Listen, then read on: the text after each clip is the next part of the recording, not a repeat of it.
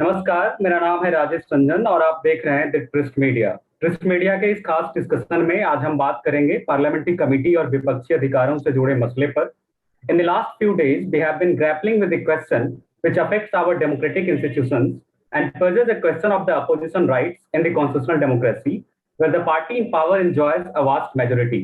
Parliamentary committees are seen to be non-partisan forum, as like the debates in the parliament, MPs are not necessarily aligned to the party line. Meetings of the parliamentary committees are closed-door meetings, which allows them to freely question and discuss issues and arrive at a consensus. What we have seen recently is contrary to these parliamentary conventions, where members of the ruling party have not only boycotted the meetings of the IT committee chaired by Congress MP Dr. Shashi Tharoor, but also a ruling MP has brought notice of privilege against him, stating that he has lost the confidence of the members.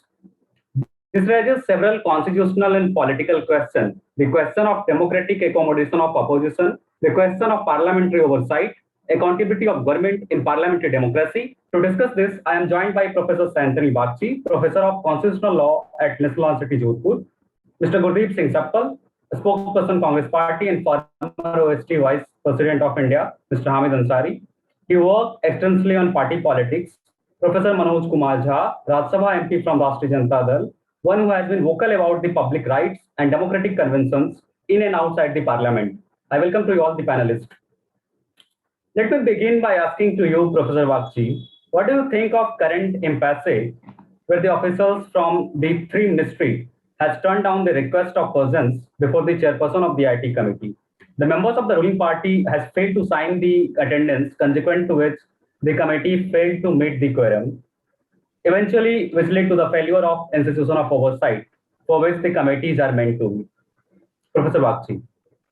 Yes. Am I audible to you, Rajesh? Yes, yes. All right. Okay. So about this entire episode that you talked about, when the representatives of the Ministry of Electronics and Information Technology and the Ministry of Home Affairs and Department of Telecommunication, who were asked to join the discussion or to be a part of the discussion on citizens' data security and privacy. The whole point here is that the concept of parliamentary committees in India, I mean, the purpose, if we talk about the purpose that, that we can think of when we think of establishing a parliamentary committee, the sole purpose is to ensure that the research mindset that we have, because the parliament is the sole body, it is the representative institution which represents the will of the people, and it requires a higher level of deliberation in order to reach a particular decision. And not only deliberation, but of course a very researched and a very well-informed deliberation, and that probably contributes to the outcome that is yielded by the entire process that is carried by the parliamentary committee. Now, the scenario that we had seen the other day with regard to the MPs from the leading political, the majority party, who withdrew, or rather they failed to attend, they refused to attend, and that too on a quite short notice, because they were informed as probably as early as the last week of July, probably July 20th. So they were informed pretty early. And interestingly, all of them, all the three ministries that we are talking about, they had confirmed their participation in the deliberation of the committee. However, the entire idea of withdrawing their participation at the last minute, it suggests, or it reflects very poorly on the integrity and also the level of professionalism that is held by the people who have actually failed to be a part of the session. Because ultimately you need to realize what we are discussing about. We are discussing about something that has plagued not only the nation, but also the entire world at present. And in mind intensity of the discussion, it was a responsibility, not only a legal responsibility, but a moral responsibility on their part to very well engage themselves and offer their help in the process of unearthing or in identifying what is wrong in the entire issue. Because the spyware has unfortunately hit the country and has several concerns of that of course has several implications on the right to privacy. And if we look at it from the perspective of the Parliamentary Standing Committee, we also have to understand something that I've already said, and that is the right of the people to be informed. So what is going on the floor of the assembly must be, or it should be informed. I mean, the people should be informed about the process. And the parliamentary committees are the ones who actually were created for that purpose. So I was reading a particular document a few days back, where several issues were highlighted with regard to non-participation of people. You know, that's a major flaw in the process of parliamentary committees, the set of parliamentary committees that we have in India, where we see that the people, they are extremely reluctant. We have seen in the post-COVID situation, everything had become virtual. So on their part, there was tremendous negligence, on their part to participate in the discussions, because, ultimately we need to understand that the parliament, it's the cardinal rule of parliamentary democracy that we follow in India, is to ensure that the executive is accountable to the parliament. And this entire process can happen only through deliberation, through a certain level of expertise. The people who are sitting there have been specifically chosen because of a certain degree of expertise that they possess. But if they, if they fail to discharge their responsibilities or their duties in a very responsible fashion, there is nothing as shameful as that. And this is it. As I said, it reflects extremely poorly on the professional conduct of these people. So I personally feel that this shouldn't have been done. And considering the fact that in the previous years we have seen, if you talk about the 370 Article 370 issue, or if you talk about the farmers' protests that have taken place, we have seen, if we see the parliamentary or let's say the select committees that were there, somehow or the other, we have seen there has been a major reluctance on the part of these parties to, probably come up and take up the matter or take up the initiative on their own, which is extremely, disappointing. Of course, being a citizen of this country, being a responsible citizen, we all have the right to have, the requisite amount of information. We all have, because today we see there is a huge gap between the laws that are being made and the way it is being implemented. So the evil lies in the implementation, not only in the implementation, but also the way the laws have been enacted. The laws do not take note of the, let's say, the current scenario or the practical issues which are involved, right? Negotiating between the governed and the governed, the government and the governed. Negotiations have to be healthy. So that opportunity, could have been provided by these the parliamentary committees that I'm talking about. But unfortunately, there is nothing that can, we just have, because the working of the constitution, the review committee that was formed. So they also had come up with so many suggestions. If you read the works of Subhash Kashyap, so he also has so many recommendations on these issues. But unfortunately, it's, we have to understand our democratic responsibility, which of course this particular issue or this particular situation has reflected very poorly on our sense of responsibility. Professor Shah, आपसे हम समझना चाहेंगे एक अकादमिक और एक सांसद के रूप में भी, जिस तरफ प्रोफेसर बागची इशारा भी कर रही थी कि एक नागरिक के तौर पे, एक सिटीजनरी के तौर पे ये हमारा अधिकार है कि हम राइट ऑफ बीइंग इन्फॉर्म हों। आप इसे कैसे देखते हैं जब दुनिया भर के 15 से अधिक देशों की संसदीय समिति ने सरकारों की भूमिका का बहुत सूक्ष्म रूप से निरीक्षण किया है और कर रही है, उसी दौरान अगर हम अपनी संसद की भूमिका को देखें तो काफी निराशाजनक रहा है। अगर मैं पिछले साल के ही एक आंकड़े पे गौर करूं तो हर डिपार्टमेंटल स्टैंडिंग कमेटी की औसतन उपस्थिति जनवरी से मार्च 2020 के बीच 48% की रही है। उसी दौरान 78% तक के सदस्य जो है अनुपस्थित रहे हैं। आप इसे कैसे देखते हैं एक राजनीतिक दृष्टिकोण से, प्रोफेसर झा?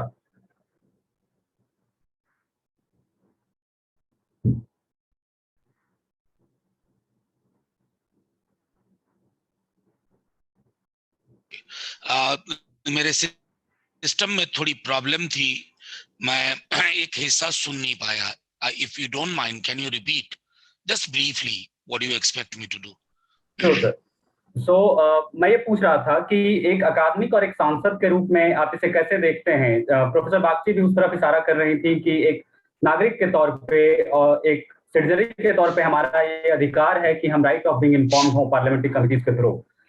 तो एक तरफ दुनिया भर की 15 से अधिक जो संसदीय समितियां हैं वो इस बात की इशारा कर रही, इस बात की सूक्ष्म निरीक्षण कर रही है कि वहां की संसद कैसे काम कर रही है, वहां की सरकार कैसे काम कर रही है. वहीं अगर हम अपनी बात करें, अपनी संसद की बात करें तो काफी निराशाजनक रहा है. जैसे पिछले साल के एक आंकड़े पे गौर किया जाए तो सिर्फ 48% ही औसतन उपस्थिति रही है डिपार्टमेंटल स्टैंडिंग कमेटी की, और 78% से अधिक जो सदस्य हैं वो अनुपस्थित रहे हैं. तो आप इसे राजनीतिक और अकादमिक दृष्टिकोण दोनों से कैसे देखते हैं? फर्स्ट ऑफ ऑल आपको राजेश जी मैं बताऊं कि सर्वपल्ली राधाकृष्णन ने बड़ी खूबसूरती से संसद क्या होती है इसके बारे में लिखा था.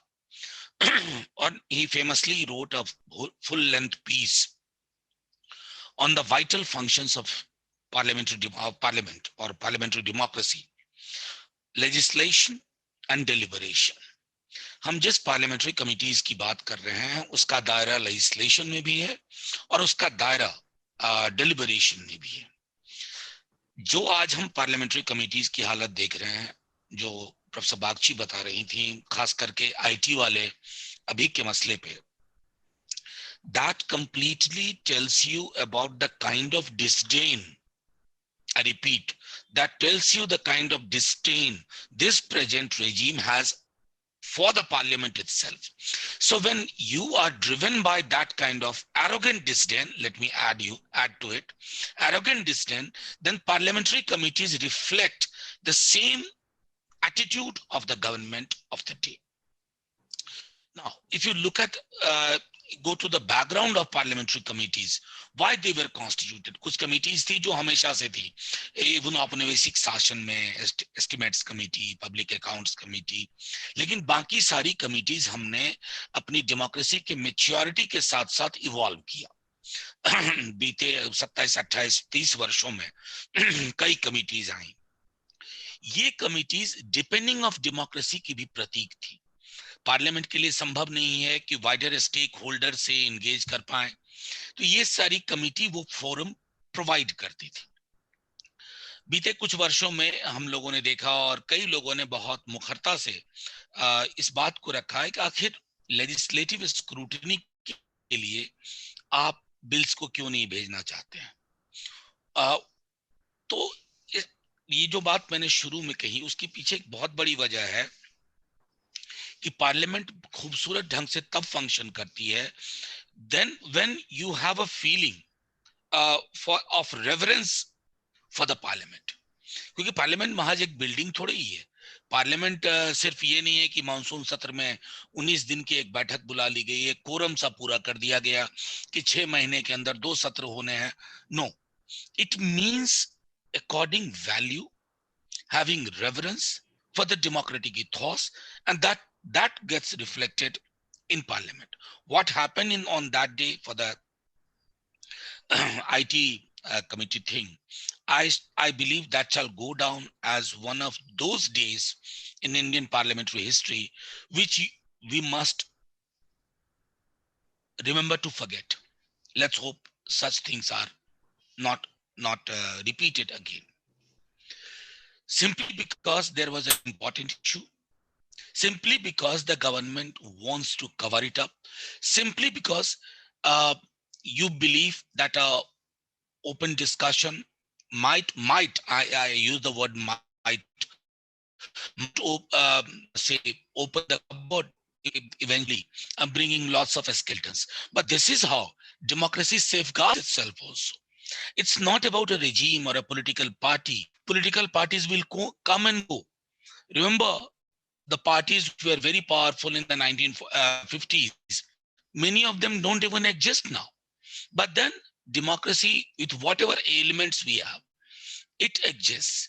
So important is to probably convey time and again through opposition leaders, by civil society, by different stakeholders in democracy, and the most important stakeholder is the citizen of this country, whom we also call voter during the election time.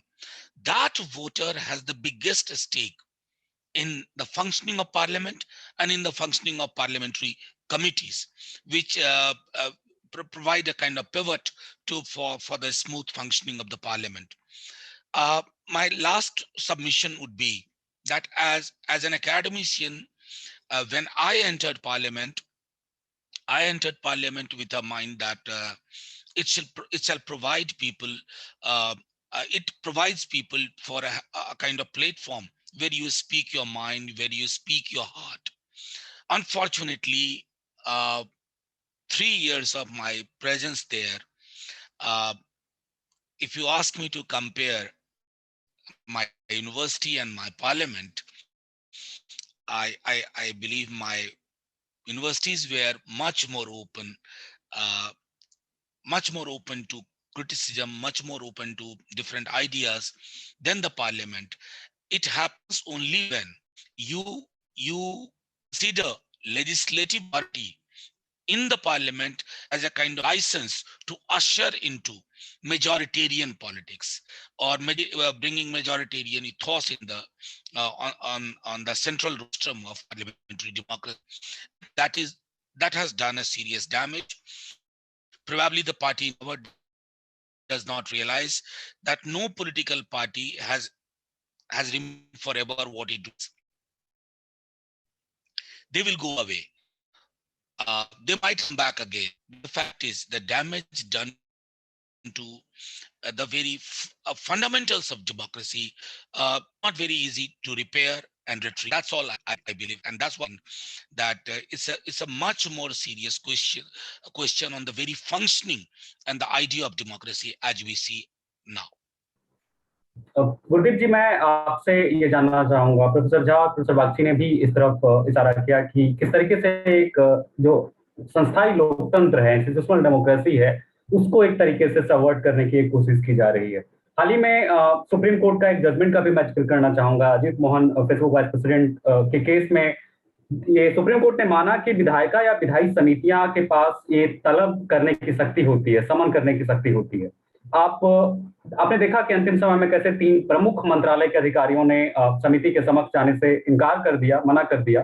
तो ये एक सत्ता विभाजन का सिद्धांत, जिसे हम कहते हैं सेपरेशन ऑफ पावर का जो सिद्धांत है, उसमें भी हम संसदीय समितियों के प्रति कार्यपालिका को उत्तरदायी मानते हैं। आप एक ऐसे व्यक्ति के रूप में जिन्होंने पार्टी को देखा है, पॉलिटिक्स को देखा है, आप ऑफिस में स्पेशल ड्यूटी भी रहे हैं, आप इसे कैसे देखते हैं कि एक सेपरेशन ऑफ पावर का जो ढांचा है उसको एक तरीके से ये एक सबवर्ट करने की कोशिश है? गुरदीप जी। राजेश जी, जैसा प्रोफेसर मनोज झा ने बोला था कि 2 पार्ट हैं पार्लियामेंट के, डेलिब्रेशन एंड लेजिस्लेटिव वर्क। सरकारों की कोशिश ये रहती है कि they concentrate on legislative part of it, लेकिन और जो वर्तमान सरकार है वो लगातार ये मान के चल रही है कि उनके पास 303 सीटें आई हैं और उनको ये पूरा लाइसेंस है to do whatever they want to do, regardless of the fact that इसके पहले जिन प्रधानमंत्रियों के चलते हुए ये डेमोक्रेसी डेवलप हुई, उन सब के पास इनसे कहीं ज्यादा सीटें थी। In fact if you talk of Nehru ji, और उस समय 500 से कम सीटें थी टोटल, तो कभी भी 360 से नीचे नहीं आई। 360, 370, 362, 352, राजीव जी के टाइम पे 414।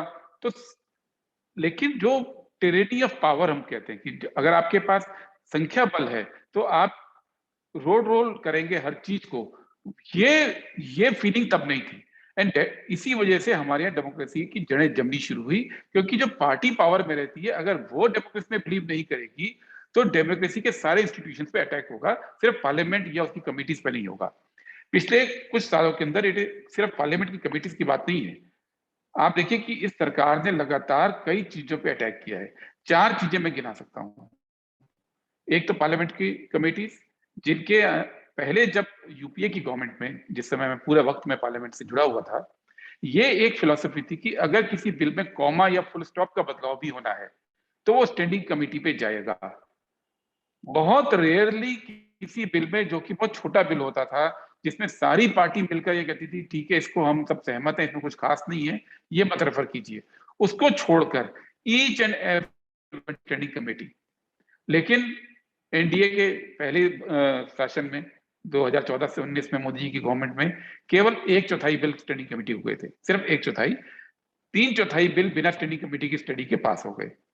और इस सरकार में 2019 के बाद केवल 10% बिल रेफर हो रहे हैं, 90% बिल स्टैंडिंग कमेटी को नहीं जा रहे हैं। तो ये एक नुकसान हुआ। दूसरा नुकसान जो पार्लियामेंट के ही सिस्टम का एक हिस्सा है वो सीएजी है। सीएजी अपनी रिपोर्ट बनाती है, पार्लियामेंट को देती है, पार्लियामेंट में पीएससी को स्टडी करती है।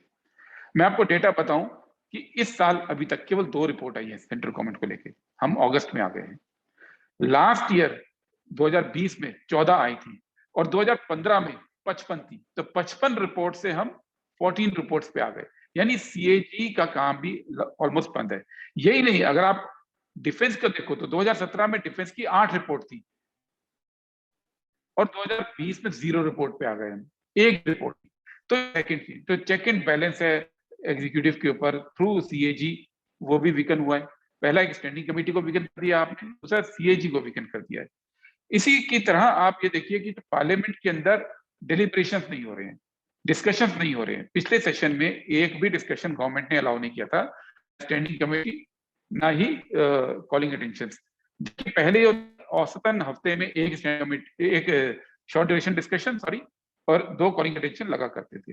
तो यानी जहां पे गवर्नमेंट की अकाउंटेबिलिटी फिक्स करने का जो है आपने उसको भी किया। तो जो टूल है सरकार पर थ्रू विपक्ष, थ्रू पक्षियों और विपक्षियों अकाउंटेबिलिटी तय करने के उन सब टूल्स को धीरे धीरे करके रोका गया। और चौथा जो किया सरकार ने, जब उनको देखा था कि भाई राज्यसभा में बिल पास नहीं करा पा रहे हैं, तो फाइनेंस बिल जो बजट के समय पेश होता है उसकी मार्फत बहुत सारे क्रिटिकल बिल्स पास कराने शुरू कर दिए। जैसे एलआईसी का प्राइवेटाइजेशन की बात हो रही है, ये अलग से बिल आया ही नहीं, ये फाइनेंस बिल में पास कर दिया, क्योंकि फाइनेंस बिल पे राज्यसभा के पास अधिकार नहीं होते हैं। और ये मामला सुप्रीम कोर्ट में भी गया और सुप्रीम कोर्ट ने कहा कि गलत हो रहा है, और 2017 के जो अमेंडमेंट से उनको एनल भी किया, लेकिन ये अभी भी प्रक्रिया चल रही है। तो पहली प्रक्रिया ये कि आप बिल लाइए और बिल को फाइनेंस बिल के थ्रू पास करा दीजिए, कोई डिबेट की जरूरत ही नहीं है, उसमें बहुत कम पावर होती है, राज्यसभा के पास पावर ही नहीं है रिटर्न करने के अलावा। दूसरा, स्टैंडिंग कमेटी में भेजिए मत, ताकि इन डेप्थ स्टडी नहीं हो। तीसरा, आपने सीएजी को भी बिल्कुल बहुत तरह कर दिया है। और चौथा, आपने डिस्कशंस के फोरम्स को कर्टेल कर दिया है। तो ये जब तमाम चीजें हम देखते हैं, तो ये तमाम चीजें एक पर्टिकुलर आइडियोलॉजिकल सोच का नतीजा आता है, जिसके अंदर गवर्नमेंट का ये मानना है कि अगर उनको बहुमत मिला तो बहुमत केवल उनके विचारों को लागू करने के लिए मिला है, जबकि लोकतंत्र के अंदर सरकार के विचार अकेले नहीं होते हैं। सरकार के हर विचारों को कसा जाता है कसौटी पे। सरकार के विचारों को डेमोक्रेटिक सिस्टम पैरामीटर के अंदर फिट होकर चलना पड़ता है। उनको ये अधिकार नहीं मिलता है कि वो कॉन्स्टिट्यूशनल रास्ते पे ना चलें, उनको ये अधिकार नहीं मिलता है कि वो केवल अपनी मनमर्जी से चलाएं, उनको ये अधिकार नहीं मिलता है कि वो किसी भी स्टेक होल्डर के साथ डिस्कशन नहीं करें। लेकिन ये सरकार, क्योंकि और 4-5 चीजें तो पूरा देश जानता है कि नोटबंदी में कोई डिस्कशन नहीं हुआ, जीएसटी में कोई डिस्कशन नहीं हुआ, इस तरह से बहुत सारी चीजें जो सरकार लाती रही है। अभी रिसेंटली जितने प्राइवेटाइजेशन की बात की है कि सारे पीएसयू तो ऑलमोस्ट प्राइवेटाइज हो रहे हैं, स्ट्रेटेजिक एरिया में केवल एक रह सकता है और बाकी में नहीं रह सकते हैं। तो ये इन सब बेसिक चीजों के ऊपर कोई डिस्कशन ही सरकार नहीं कर रही है, और इसलिए वो पार्लियामेंट को लगातार कमजोर कर रही है। ये बात नहीं है कि केवल पेगासस के ऊपर डिबेट को लेकर इशू उठा है। बीजेपी के जिन सांसदों ने ये इशू उठाया था पहले दिन कि हम क्यों नहीं जा रहे हैं कमेटी के अंदर, क्योंकि सदन चल रहा है और आपने कमेटी की मीटिंग रख दी, ये उनकी शिकायत थी। उनको मालूम था उस दिन 5 और कमेटी की मीटिंग थी, जिसमें 3 चेयरमैन बीजेपी के अपने चेयरमैन थे, तो उनकी मीटिंग जायज और पेगासस के ऊपर जो कमेटी की मीटिंग वो नाजायज। तो उनको समझाया तो वो समझ में आया, तो अगले दिन उन्होंने कहा कि हम नो कॉन्फिडेंस ला रहे हैं। उनको मालूम है ये बात कि स्टैंडिंग कमेटी के चेयरमैन के खिलाफ नो कॉन्फिडेंस हो ही नहीं सकता, रूल में ये प्रावधान ही नहीं है। तो स्टैंडिंग कमेटी का चेयरमैन जो है वो सर्वसम्मति से, सारी पार्टियों की सहमति से चेयरमैन अपॉइंट करते हैं, और चेयरमैन उसको हटा भी सकते हैं, ये लिखा नहीं है, लेकिन वो चेयरमैन के प्लेजर पे है। इसमें कहीं भी ये है ही नहीं कि वहां पे कोई प्रावधान नहीं है नो कॉन्फिडेंस का। दूसरा, वहां ये भी प्रावधान नहीं है वोटिंग के थ्रू करने का। नॉर्मली जो स्टैंडिंग कमेटी का एक प्रक्रिया रहती है, और मनोज जी उसमें शामिल रहे हैं, आप अटेंडेंस की बात करते हैं, ये बात सच, अटेंडेंस कम लोग करते हैं क्योंकि 303 लोग जिस पार्टी से रहे होंगे लोकसभा में, अगर उनका इंटरेस्ट इन स्टैंडिंग कमेटी को चलाने का, तो अटेंडेंस तो अपने आप ही कम हो जाएगी। लेकिन इसके बावजूद स्टैंडिंग कमेटी के अंदर पार्टी से ऊपर उठ के बात होती थी, क्योंकि वो सीक्रेट बात होती है। स्टैंडिंग कमेटी के डेलिब्रेशंस को पब्लिक के सामने नहीं लाया जाता है, और इसलिए एमपीज के पास वो अकेला फोरम है जहां पे वो अपनी समझ से बात करते हैं, जहां वो पार्टी के व्हिप के अनुसार बात नहीं करते हैं, वो अपनी समझ से बात करते हैं, अपनी समझ से कंट्रीब्यूशन देते हैं। और वो अकेला फोरम है जहां सांसदों के मार्फत नहीं, डायरेक्टली कोई भी स्टेक होल्डर आके अपनी बात कह सकता है।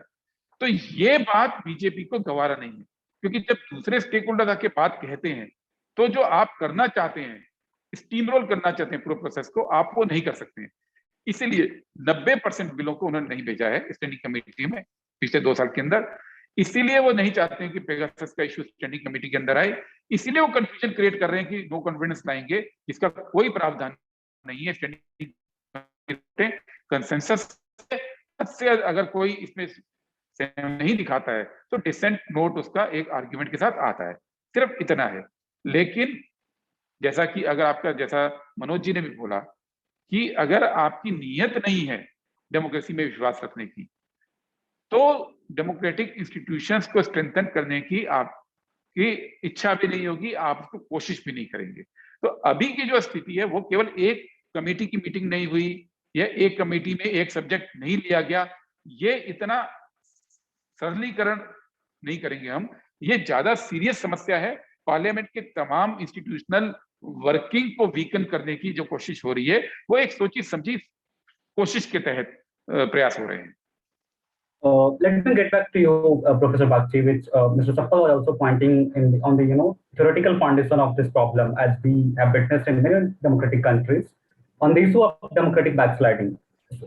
A lot of scholars is pointing out this problem in Indian context also, like the Professor Tanuk Khaitan in his paper Killing Constitution, Madhav Khosla and Vaishnav has pointed out in the 3 Phases of Indian State. So the less space for oppositions and muzzling their voice. Do you think that in a majoritarian democracy, which some of the scholars are pointing us also that we are a type of democracy in the current scenario, where the parliament is dominated by a single party? Mr. Sappal has pointed out that the issue of attendance could be resolved if the member from the opposition could be more accommodated in the parliamentary committee, would serve the purpose of check and balance. Professor Bagchi. See, I think every problem that we are possibly engaging with has got a solution. I'm reminded of a very important quote, and that is, however good a constitution may be, if the people who are called upon to work it are bad, then the constitution will be bad. But however bad a constitution may be, if the people who are called upon to work it are, if they are good, then in that case, the situation is something different. Now, the idea is when we talk about opposition rights, we can call it a major flaw in the way the constitution has been framed, because we find very little relevance of opposition rights, because we agreed upon the idea that we are going to have a multi-party democracy. So in a multi-party democracy, the idea of more than one political parties was something which was inherent and not very far for the Constituent Assembly to see. So I wouldn't call it a problem that has come up right now, but it has been there right from the day when the Constitution has been there. So gradually, if we see, like, for example, I would like to take a small example. For instance, the concern of opposition rights. Of course, this is a distinct, different discussion altogether, but somehow related to the present discussion. We have all known about the issue of the governor or gubernatorial discretion or involvement in the process. So we have seen that if the governor, till the time the Congress was the major political party at the center, there was no problem with regard to the governor's position at all. But the problem started cropping up once different other political parties started coming, or they started surfacing, or they started gaining prominence.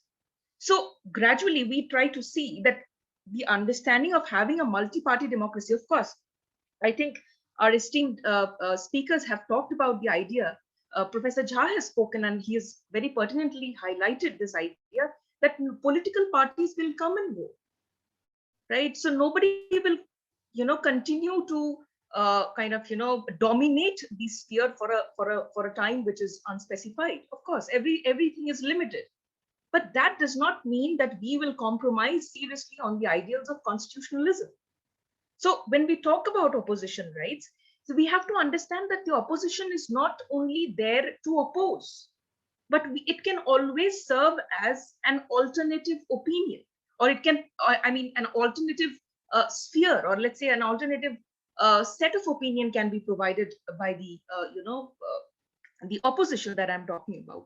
So strictly in the current scenario, as we can see, that the opposition has been cornered to a great extent, and their voices, have been silenced in most, cases. You see that the kind of strategy that is being adopted. I think Mr. Sapal has also highlighted that imposing certain decisions. We never believed in the idea of imposition. We believed in the idea of democracy. We believed in the idea of having or making an informed, if you talk about the Constituent Assembly, even that was a deliberative procedure. That was a democratic procedure. Even if we say that it was a mere oligarchy that was taking a decision, the oligarchy did not have a, kind of a consensus about what is correct and what is not correct. So they had their own differences, but we knew how to reconcile those conflicts and come to a consensus. And that's how the Constitution of India has been created. But opposition rights, I'm really sorry to say, opposition rights has been something that was completely neglected right from day one. And probably that's one reason as to why we are having such, such a turmoil at present. If we talk about, again, coming back to the issue of governance, or let's say the governor's role, generally in these days, we see that the governor interferes in the process when a trust vote is called for. But ideally, why not give this right to the opposition parties? Let it come from within the parliament. Let it come from within the parliament, because it is the voices of the people that is reflected, through the opposition demanding for, let's say, we've come across different judicial decisions. The case of Shivraj Singh Chauhan, and there are, before that, Nawam Rebi and different other cases we've talked about. We have actually known what happened in these cases. So what are we supposed to do? Why not empower the executive, or let's say, sorry, the opposition in that case, and ask them to, or let's say, accommodate their voices in the process. And another thing, of course, this is not a one-sided process, of course. The opposition also has to be pretty much aware of the strategies that it adopts to counter the majoritarian forces. So the practice has to be a healthy practice, right? We cannot engage in a shallow manner with politics and just for the purpose or for the sake of opposing, we just keep on opposing. That cannot be the probable reason as to why we had conceived of a multi-party democracy. We are in a process of ensuring that constitutional values are upheld, and opposition rights provide an alternative, a major alternative to that. So if that itself, so from both the sides, we require this responsibility, a very responsible discharge of functions, and that will probably, ensure that the process goes on in a very smooth manner. But unfortunately, in the contemporary times, we don't see that. Right? So everything, not only the opposition, but also any kind of dissent is silenced to a great extent. So that is not how, at least, the Indian constitutionalism was supposed to be, or it was ideally conceived, probably. Professor जरा आपसे जानना चाहेंगे कि जिस तरफ professor Bagchi भी इशारा की कि किस तरीके से डिसेंट को साइलेंट किया जा रहा है, और जो एकोमोडेशन की बात बार कई विद्वानों ने भी इसका जिक्र कर रहे हैं, जो लोकतंत्र को पढ़ रहे हैं, लिख रहे हैं, माधव खोसला ने इसका जिक्र किया, तब खेतान ने इसका जिक्र किया कि किस तरीके से हमें एक अपोजिशन को रिस्पेक्टेबल एकोमोडेशन देना चाहिए। इस लिहाज से क्या आपको लगता है कि संसदीय समितियों के कंपोजिशन में या उनके चुनाव प्रक्रिया में तब्दीली लाकर जो एक मेजोरिटेरियन एग्जीक्यूटिव है, बहुसंख्यक जो कार्यपालिका हम जिसको हम देख रहे हैं, विटनेस कर रहे हैं, उसको अकाउंटेबल बनाने के लिए, उसको रिस्पॉन्सिबल बनाने के लिए एक सहयोगी टूल हो सकती है, क्या हमें इस इंस्टीट्यूशनल डिजाइन की परिकल्पना करनी चाहिए?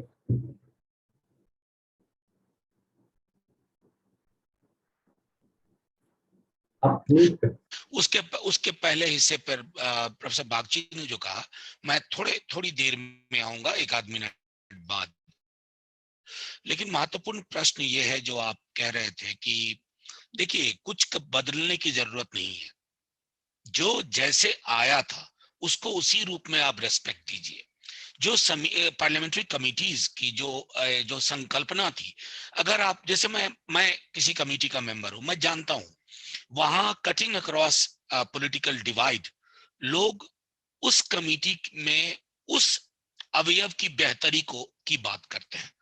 कई दफा मैं देखता हूं कि हमारे बीजेपी के साथी भी हम जैसे लोगों के दृष्टिकोण से सहमत होते हैं। इसीलिए ये पार्लियामेंट्री कमिटीज बनी थी कि जहां पार्टी व्हिप नहीं है, क्योंकि पार्लियामेंट के अंदर तो लेजिस्लेशन पे पार्टी व्हिप होता है, कई दफा डेलिबरेशंस पर भी पार्टी व्हिप होता है। तो मैं समझता हूं कि ये व्हिप के से इतर एक चीज थी जहां लोग खुल करके अपने मन की बात या बेहतरी के लिए बेहतर उपाय बता सकते थे। अब देखना आपको ये होगा कि इसमें कमी क्यों आ रही है। मैं फिर से कहता हूं, कमी इसलिए आ रही है कि you are not according respect to these committees, to the overall parliamentary democratic framework। वो जब तक बहाल नहीं होगा, और वो हमारे आपके कहने से बहाल होगा ऐसा नहीं। शायद कई दफा डेमोक्रेसी को दुरुस्त करने का काम पार्लियामेंटेरियन के हाथ में नहीं रह जाता, वो लोग दुरुस्त कर देते हैं। ईश्वर करे वो हालात ना हो कि सड़क के हालात ऐसे बन जाए कि जनता एक नए संसद की ही परिकल्पना कर ले, या रवायतों को दुरुस्त करने के लिए अपने हाथ में चीजें ले लें। अभी भी वक्त है। प्रोफेसर बागची ने एक बहुत अच्छी बात कही, रेस्पेक्ट टू अपोजिशन। अगेन, मैं पुराने पार्लियामेंट के कुछ प्रोसीडिंग्स देख रहा था, और मैं बताऊं, मेरी पार्टी के राज्यसभा में 5 सदस्य हैं। मेरा अमूमन 4 घंटे की बिल पे 5 से 6 मिनट का होता है, और अगर मैं बहुत कोशिश कर लूं तो 1.5-2 मिनट होता है। मुझे स्मरण है कि 52 या 57 की लोकसभा या राज्यसभा में जिस दल में 2 भी लोग थे, और संभवतः आज के स्कीम से अगर मैं देखूं तो उनको शायद 1.5 या 2 मिनट मिलता। लेकिन आप देखिए कि वो, अगर उनके कथन में उनके भाव में या उनके कथन में दम है, तो जवाहरलाल जी और पूरा पार्लियामेंट वो 25 मिनट बोलते थे, 30 मिनट बोलते थे, 40 मिनट बोलते थे। और वो महज बोलने के लिए बोलते नहीं थे, जो प्रोफेसर बागची ने भी कहा, क्योंकि अपोजिशन को ये मान लेना कि ये हारे हुए लोग हैं या हम जीते हुए हैं। चुनाव के बाद जो संसद की संकल्पना होती है ना, the very idea of parliament is, it goes beyond the outcome of election results. Of course, yes, in our democracy, one political party in first past the poll system will form the government, but government and opposition constitute the very idea of parliament. If the government believes that the opposition is actually meaningless because they lost the election, अगर आप इनके language को, supple साहब कह रहे थे, मैंने कई दफा कहा भी, एक दिन लाइटर वेन में भी कहा कि ये जो 303 बार बार कहते हैं 303, तो एक जमाने में एक पिस्टल के बारे में हम बहुत सुनते थे, 303। आजकल उसकी चर्चा भी नहीं होती है, प्रोबेबली टेक्नोलॉजी हैज इवॉल्व्ड। और तो उसी तरह से ये नंबर भी बहुत ही जिसको कहते हैं ना कि ये ऑप्टिकल इल्यूजन सा बन के रह जाता है। मेरा सिर्फ ये मानना है कि what ever be the numbers, democracy is not simply a number game. I believe, I repeat, क्योंकि मैंने पार्लियामेंट में भी एक दिन एक बात कही थी कि नंबर आपके साथ में है, इसका मतलब ये कतई नहीं है। मान लीजिए 19 की मई में चुनाव हुए और 20 में कोरोना के मिसमैनेजमेंट के बारे में आपसे कहूं, तो आप ये कहिए कि आपके पास मैंडेट, वो मैंडेट तो कोरोना के पहले का था। कोरोना मिसमैनेजमेंट पे मैं सवाल ना पूछूं या लोग सवाल ना पूछें। I think the basic respect for parliamentary democracy, और अनफॉर्चुनेटली सपल साहब तो थोड़ा ज्यादा इन कॉरिडोर्स को उन्होंने गौर से देखा है। मुझे लगता है कि एक बेसिक ओरिएंटेशन की भी जरूरत है। कई सारे सांसदों को और बड़े बड़े मंत्रियों तक को नहीं पता होता है कि actually what is the spirit of parliamentary democracy. उन्होंने शायद पढ़ा नहीं है कि कितनी मैसिव डिबेट हुई थी, which form of government we should opt. और about the nitty-gritties of parliamentary democracy. तो मेरा मानना है कि एक तो कम से कम अमर चित्र कथा की शक्ल में ही सही सांसदों को वो किताब जरूर मुहैया कराई जाए ग्राफिक्स के साथ, क्योंकि आजकल लोगों को वक्त नहीं है, लोग व्हाट्सएप फॉरवर्ड पे ज्यादा ध्यान देते हैं। ये जब तक आप उनके अंदर इनकलकेट नहीं करेंगे, आई थिंक ये टॉप डाउन अप्रोच से कि हम आप बात करें और लोगों के अंदर रेस्पेक्ट पैदा हो, कतई नहीं होगा। और उसके लिए जरूरी है कि let's go back to the basics, let's draw our strength from the constituent assembly debates. Let's see to it that what I said earlier, that election outcomes only define who is going to form the government. It doesn't tell you how the parliament should conduct its business. And I repeat, even for legislation, you need to have a basic approach, decent approach to respect parliamentary democracy. क्योंकि अभी बहुत महत्वपूर्ण एक ही उदाहरण दूंगा, juvenile justice care and protection bill pass हुआ, मंत्री ने पेश किया, मंत्री ने पास किया, उनके भी लोग नहीं बोले, मान लीजिए अपोजिशन अपने मुद्दे पे टिकी हुई थी, but at least for name sec some people would have offered their insight, और इतना क्रिटिकल लेजिस्लेशन आपने पास कर दिया। और तो जाहिर तौर पे today you might have greater number of claps on your side, but they vanish, they evaporate in thin air. That's why it is important to restore and go back to the basics of how we conceived and imagined democracy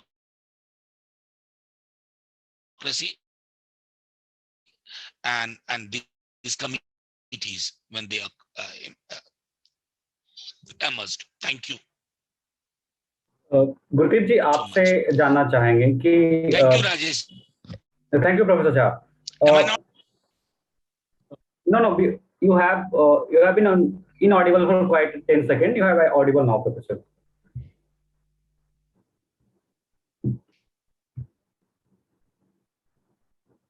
Gurdeep जी, आपसे जानना चाहेंगे कि जो parliamentary committees की जो अवधारणा थी। Rajesh, before that you ask me a question, I would like to react to Dr. Bachi's formulation that the constitution itself is framed in a way where opposition does not have much space. You see, the situation today, the scenario today is more serious than that. If we talk of our constitution, this constitution was not just an outcome of our constituent assembly debates. It was an outcome of certain ethos, certain beliefs that were developed, that were identified during the freedom struggle. It is based on Lahore Resolution, Karachi Resolution, Planning Committee, and Objective Resolution, which was brought by Jawaharlal Nehru. It was a long-drawn process of understanding through which this entire constitution evolved and took a shape. But all along, even in that period, RSS never was in conformation with this idea of constitution. It never agreed to the formulation that came out of Constituent Assembly and the freedom struggle. In fact, on 26 November 1949, the constitution was adopted. And on 30th November, there's an editorial in Organizer, which is the mouthpiece of RSS, saying that this constitution has no mention of ancient Bharat and Manu Smriti, and Manu's laws were written long before Persia, long before Sparta, and they should have been there. Not just this, Savarkar, in fact, said that Manu Smriti should have been the basis of the constitution. Guru Golwalkar, who was the RSS chief in his bunch of thought at that time, wrote that this is nothing but a collection of articles from Western countries, and it is not in conformation with our ancient knowledge, our Manu Smriti. So RSS always had a different view, different worldview of Constitution of India. Other parties, be it the Congress party, be it the socialist, or be it other streams, communists, they subscribe to this idea, not the communists of that time, but later days, they subscribe to the idea of the constitution that took shape in Constituent Assembly. So now when RSS has a role in dictating the politics of this country, they are trying to interpret and use the same provisions to weaken the opposition voice, because as Dr. Bakshi said, the constitution may be good, but it finally depends on the people who govern the country who use it. And the people who are governing the country now have little respect for this particular constitution ever since it was formulated, adopted, and promulgated. And therein lies the problem. The problem is not a simple one that the Modi government is not allowing the opposition to have its say. In their worldview, this entire multi-party democracy, this democracy where one person has one vote, where each citizen is equal, regardless of your language, regardless of your religion, regardless of caste, creed, and even place of birth. They do not subscribe to this particular idea of India. In their view, idea of India is quite different, and they have been candid about it. It is not that I am saying it or somebody is saying it today. To give credit to RSS, in all these 70 years, they have articulated their idea of India. They have said that they do not. Now, for public consumption, they may say that we respect constitution. For public consumption, they may have taken out a bunch of thought out of publication. Now, that's a different matter. But in personal discussions, in their groups, in their shakhas, they have always maintained that they do not agree with this particular political structure of India. And that is why now they have no qualms when one night they get up, come to parliament, say that we are dismantling Jammu Kashmir. They have no problem in that, because for them this entire country is one unitary political entity. एक राष्ट्र जिसके अंदर कोई भी विविधता नहीं होगी, सारी विविधता एक थॉट में समाहित होगी. And there's a limitation to this. This limitation is quite alarmingly unfolding in Northeast for last 1 week, where Mizoram and Assam had a bloody clash, where the policemen got killed in that particular thing. And for last 7 days, the Home Minister is absent. It's not that mishap happened, that clash happened. In last 7 days, you do not have a single statement from the Home Minister how to handle this issue, which is essentially an issue of diversity. It is not a territorial issue. It is an issue of diversity of tribal communities who inhabit that area.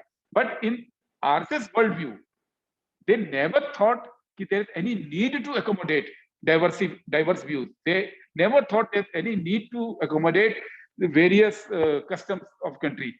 And now they are facing it. They are facing it among themselves. When the, I think Mizoram or Manipur minister yesterday said, eat as much beef as you can, because we want to give a message that BJP is not against beef. In Goa, they said, in Kerala, they do not oppose beef. Because once they are confronted with the diversity of this country, the limitation of their own thought is exposed. But that is a different matter.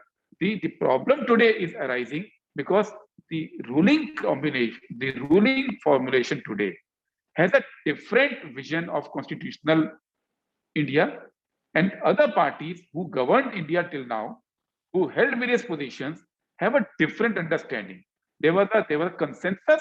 Now that consensus is broken, and that is why we are facing these problems. Yes, Mr. Chappal. So we're pointing towards the idea of India and its constitutional vision. So my question is that, in current scenario where the rule of proportional representation in permanent committees would be devoid of any sense if the majority can bypass the permanent committees. So, or if the permanent committees do not have sufficient power, which we are seeing in the current scenario within the legislative and other processes in parliament. So do you think that, to make the executive more accountable, which was the question that I asked from Professor Bakshi and Professor Jha as well, can be more space of decision can be given in the committees so that the nature and composition of the committees could be changed and more voices. The idea that you are talking about the diverse voices and its accommodations, in any way, it again onus goes to the ruling party to respect the diversity. But the idea is that how we can accommodate the opposition in that larger realm. Yes, Professor Jha, thank you. You can leave.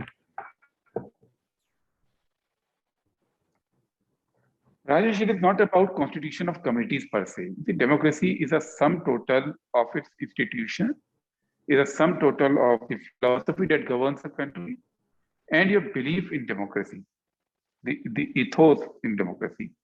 even if you pack those committees with greater numbers, this will have no meaning, because right now what is happening is there are systems. Those systems are not honored. Even those issues which have been which people have gone to Supreme Court, like the issue of Kashmir, even the hearing during the demonetization time. There are several such issues which are pending with the Supreme Court today. There's no time, not about more about how we view the democracy, and if a particular government is trying to weaken the democracy, then democracy has to be strengthened from outside the parliament. It cannot be strengthened from within the parliament if a government is bent upon weakening those institutions. And that is what the political parties have to realize. Parliament is finally a reflection of a collective ethos of the country. Thank you, Professor Jha, Professor Bagchi, and Mr. Sappal for joining us today and taking out time this Sunday evening. I would like to conclude by quoting Professor John Keane, as all of you have pointed out very well, that the idea of constitutionalism is to entail the idea of citizenry, the idea to teach the citizen, essence of constitutionalism. When democratically elected government seeks to held accountable by a society weakened by poor health, low moral, and joblessness, demagogues are prone to blindness and inaptitude. Are we moving towards that? That's the question that I leave to viewers to decide. Thank you. You are watching the Trust Media.